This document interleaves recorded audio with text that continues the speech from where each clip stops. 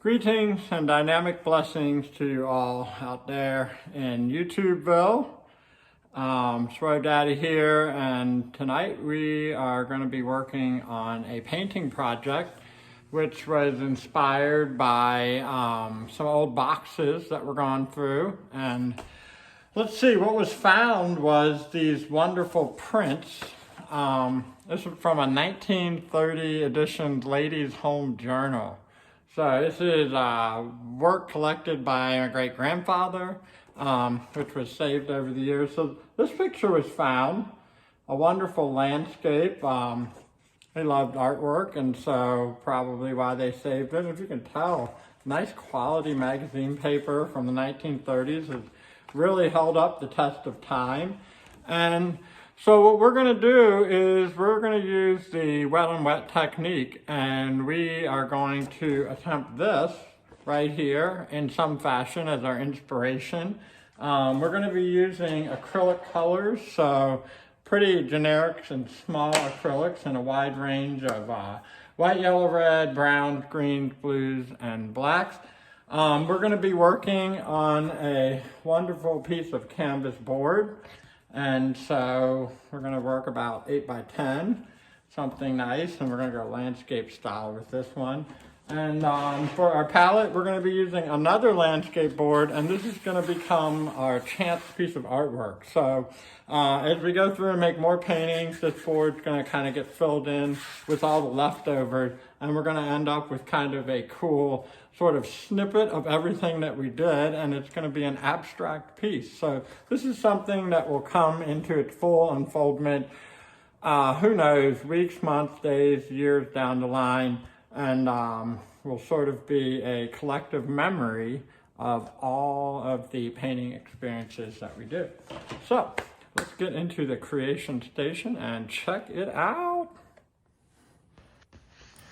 Hello and welcome to the creation station. For this artwork, we went ahead and started by adding a smooth, even layer of a clear acrylic gel medium to our canvas board, which is going to help everything spread out.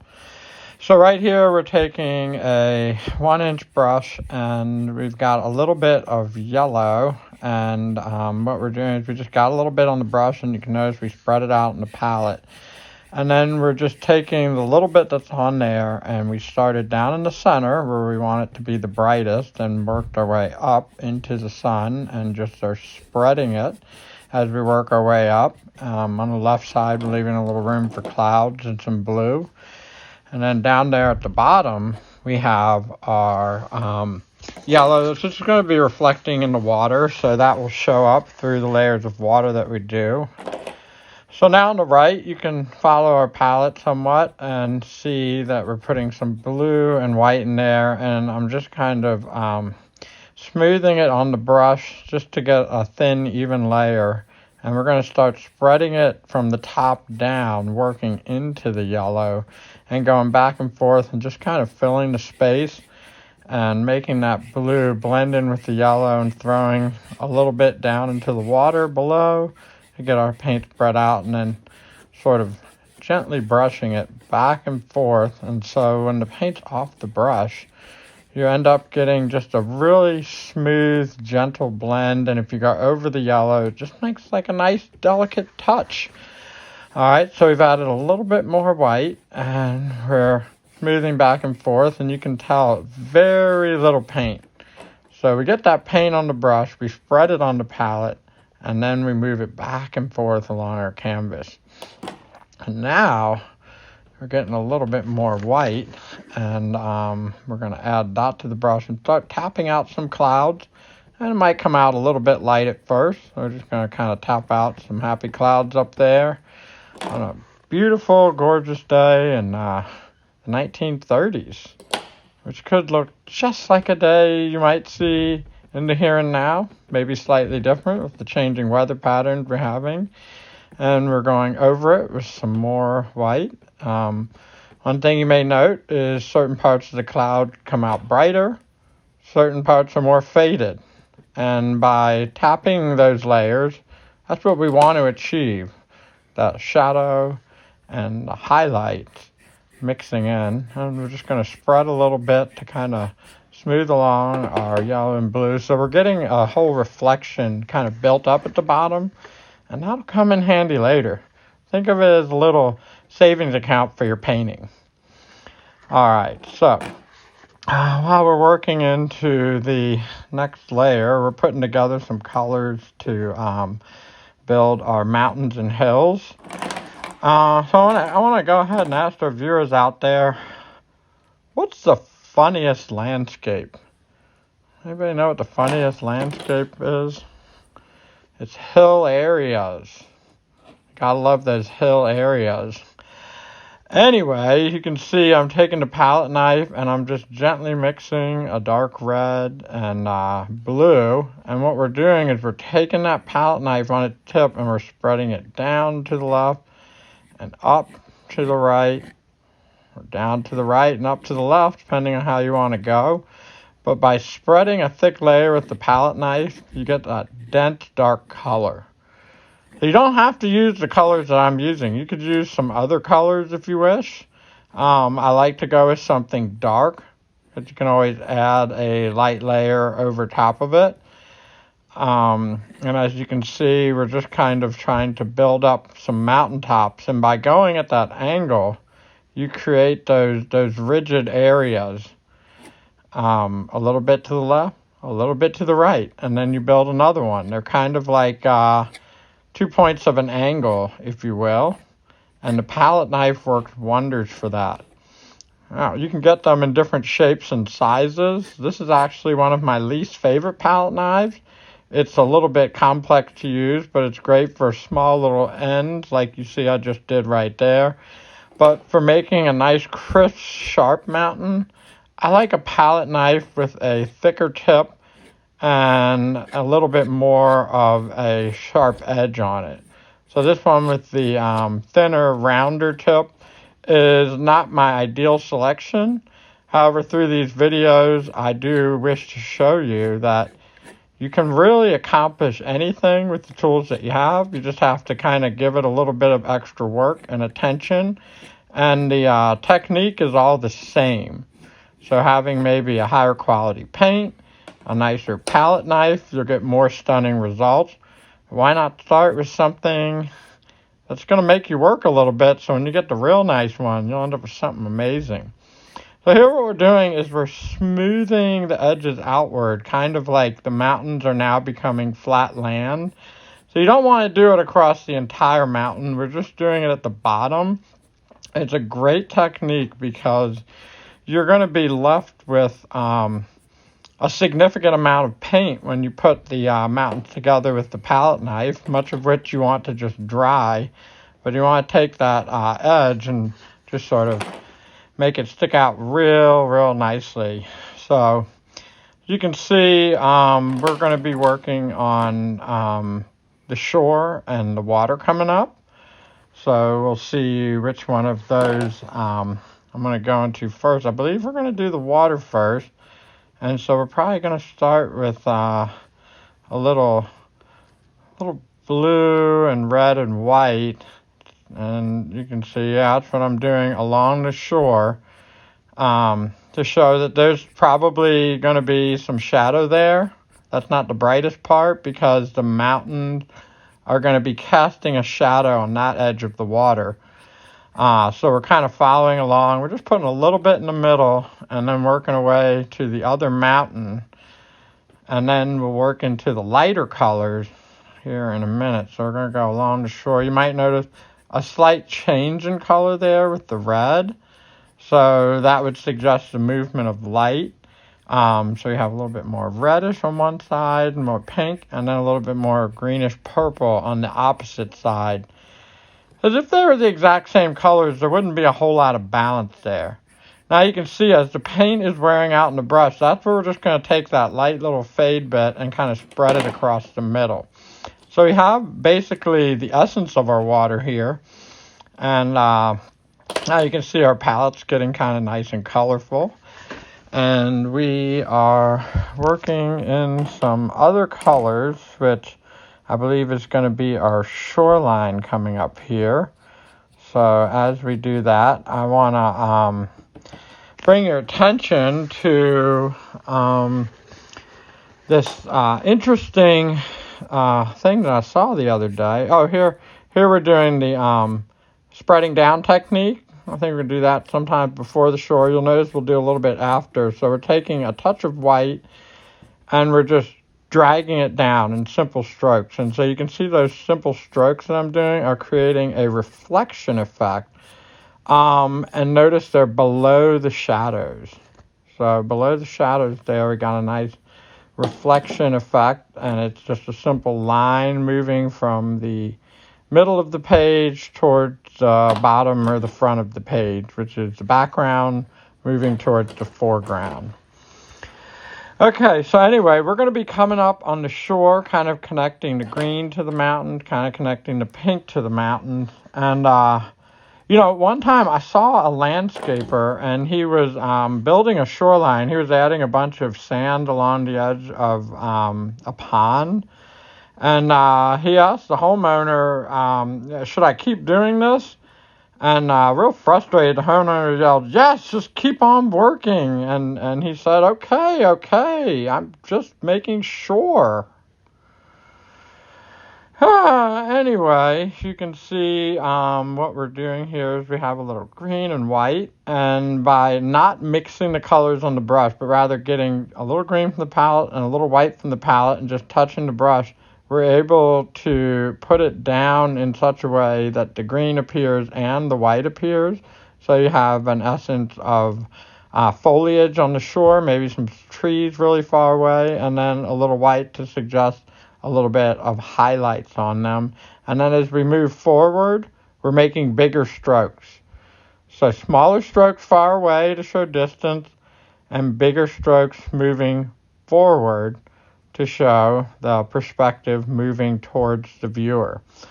And so on the bottom section, we're adding a little more detail. So I put like a pinkish color with a greenish color so that you can start to see some of the layers.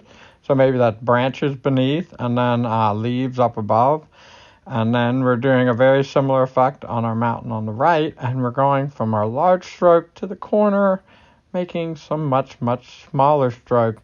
And the idea is that behind that second mountain, or behind the first mountain, the second mountain and the water just kind of fades away into the distance. And then what I'm doing is I'm creating a sense of movement in the water by dragging kind of a curved line. And now you can see I'm going back with the Fran brush to add some of those top to bottom strokes to suggest the reflective movement of the water. Now, if you wanted to add more shadows or highlights to your mountains, you could use your palette brush or your palette knife, and you could put like some white on one side, and you could drag your knife to the left, or you could put some dark on one side, drag it to the right, whichever direction you want to go. Since it's kind of midday, we are sort of leaving it up to the colors to do the work. All right, so in the front, we are now building the foreground. We've got our 1-inch brush. We've put a fair amount of green, sap green, alizarin crimson, and we have a nice umber there. We've mixed the three together, but not spread them around, mix them, just kind of dipped in all three. And we're using what's called the tapping technique. The tapping technique's really great with a 1-inch or 2-inch brush because you can build up a landmass, and you can give an effect of dirt, and you can start to build up the idea that the ground is, porous, and that there is the essence of grass in there. So one of the really cool things about having the dark color in the foreground, the mountains are kind of dark, but they have that nice rich color to them. We have a very light color in our water, a little bit of shadow. We have a very light color in our sky. Having that dark color in the foreground really brings a layer of depth to your work. And that's something that you want, having that contrast. If it was light, we would have a very nice light picture if we were good at that technique. But we wouldn't have that visual contrast showing distance. All right, now with the trees, I am using the 1-inch brush. Sometimes I'd use a smaller brush or a thinner brush, and you'll notice I will use it for one of the trees, but for these, we're just making some large trees in the foreground, and we're just going straight up with them, and you want it to go off your page, because where we're standing, the tree is way taller than our head. And even though it's not as tall as the mountain is very far away. So that is something that we're looking to off in the distance. Now, we do have the one smaller tree, which we didn't go to the top. And so that's going to be the one that's different. But the leaves are going to fill it up all the way, and so it won't look like just a nub sticking out of the ground. For our very last tree, you'll notice I'm getting out a different brush. I'm using kind of a round brush right here. And we're just making a thinner tree. However, with the round brush, you're going to do a few more layers because it doesn't have the pressure that you can put on a 1-inch brush. So we're going to go straight up and down like that. Now, for this video, I'm not going to get into an intense amount of detail. And for this particular work of art, we're not really trying to show a significant amount of contrast in our foreground on the object specifically. We're not trying to show snow or anything like that.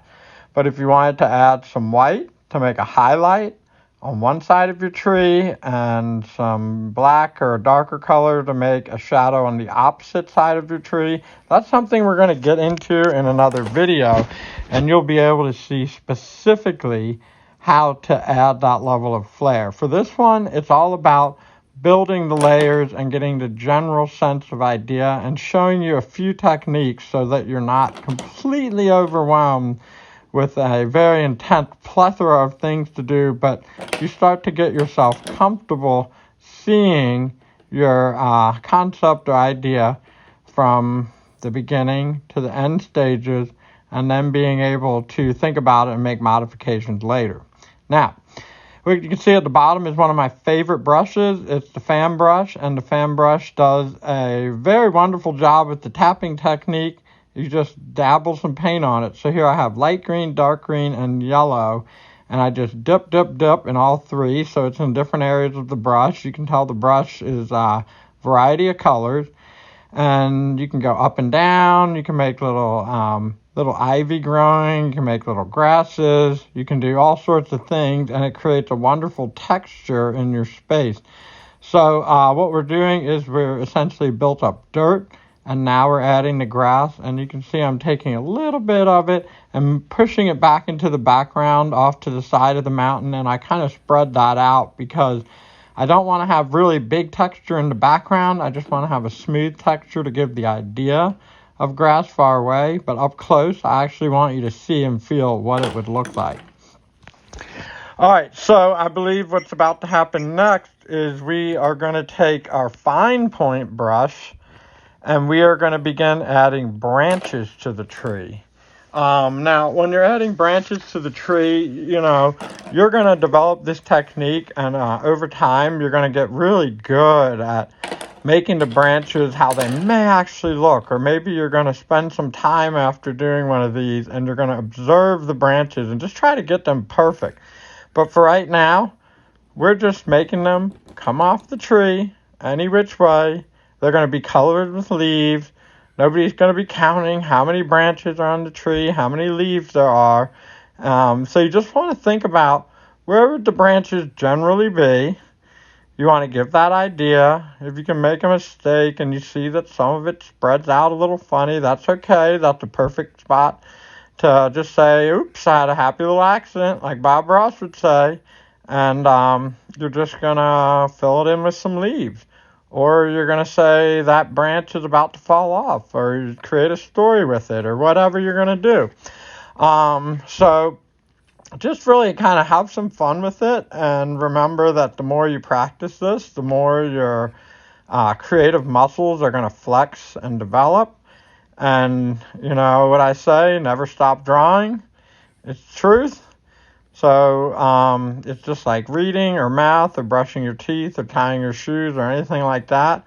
After you do it a lot and you have that feeling that, hey, wow, I nailed that, it's going to be the same as painting branches. You just have to sort of move your brush, feel it, enjoy it, let it flow, and just have a good time with it. Do it with discipline.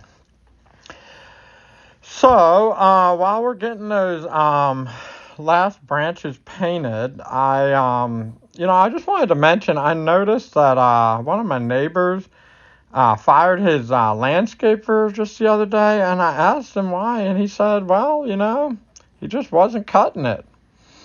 So I felt bad for the guy, but it kind of made sense once I thought about it, Not cutting it. It's time to move along. All right. Speaking of hiring landscapers, have you guys seen that they have this new app to pay your landscapers with? And it's on your iPhone or tablet or computer, and I believe it's called Venmoing. Yeah, Venmoing. So apparently you can do some Venmoing to pay your landscaper in case you were looking for a cash-free option. Well, anyway, we are getting to the end of our branches, and you can tell, some of them are really nice, some of them not so much. So, now, as we get into some green with the fan brush, which is my absolute favorite, we're going to find those ones where we said not so much, And you know what we're going to do? We're going to fill them in with some lush leaves. So, as we're working on our landscape and we're looking for ideas and things like that, I like to bring up the thought of abundance. And so I'm taking some yellow, and what we are doing is we're using some yellow to put into the green leaves to add a little sense of light. Oop, and there we go. We covered up one that I didn't like. And like I said, as you're thinking about this, think about what you see in nature and really try to fill that into your artwork. Think about the abundance of what's all around us. Is it going to be leaves? Is it going to be sand? Is it going to be grass? Is it going to be bushes? Is it going to be light? Is it going to be mountains or rocks or really any of these things? So there are so many elements that I don't even add to this painting that you could say, hey, why don't we add this? Why don't we add a happy little that? Why don't we add a happy little this? Why don't we make it real cloudy? Why don't we make it one of those really colorful sunsets? So there's so much that you can do in your artwork. And what we're going to do now is, you can see I'm making kind of an orange. And so we're going to make some slightly turning leaves, or you could say they're slightly shaded leaves. And what we're doing is just kind of filling in some areas in our work. And I'm really happy with the effect. One thing that I noticed as I did it is down the bottom left, it's just like a little too orange. It doesn't really balance. So I'm going to do a little touch of green. You'll see down there on the palette. And I'm just going to kind of touch over the top of those last little bits and in my top right corner. And we're looking at calling this foreground pretty much done. So there's one little section we're going to do next, and that is adding sort of a little island off into the bottom. And so we're going to kind of just start by building it up with a dark color and a little bit of green. And then, as you can see, it just looked kind of blobby, but that's okay. So that's our starting point. So don't let that freak you out or anything. Sometimes, when you put that paint down, it might seem a little intense, so just kind of go over it. Maybe we'll add a nice little soft touch, just like that. And we'll use a little bit of a tapping textured technique to sort of blend our things together. And then what you're going to see next is really cool. After we kind of blend it out into the water, we're going to take our brush and we're going to do something a little bit different. We're just going to add another little touch along the bottom. And you'll see here in a second, it's going to be pretty neat. All right, we're going to start by giving a little tap with the fan brush, just to kind of smooth it out. And then, let's see, what we're doing is we're taking the point of our brush and we're scraping away. And that scraping away on the canvas board can be a great technique for sort of like drawing an outline on something small, adding a little bit of texture. Just making a wonderful little island to take your old schooner out to on a beautiful summer afternoon. And I think what I attempt here at the bottom is a little bit of a fine point brush signature. You'll notice with the wet on wet, the signature is not going to come out that great, but I'm going to get a wonderful starting point. And then what's going to happen next is once the entire painting is dry, I'm going to carefully go over that with a gold pen. So you can see not a whole lot there. Doesn't show up great on the camera. All right, and we are finished for now. So one more time. Here is our inspiration from our 1930s edition Ladies Home Journal. Nearly 100 years old right here, that piece of paper. And then our lovely finished product. And hopefully, if you listened in to a lot of the stuff in the video, you'll see all sort of small minor details that you could do to enhance your work even further. But hopefully this gave you the general idea and inspired you just as much as that old picture inspired me. Have a fantastic day. Peace and dynamic blessings to you. I'm out.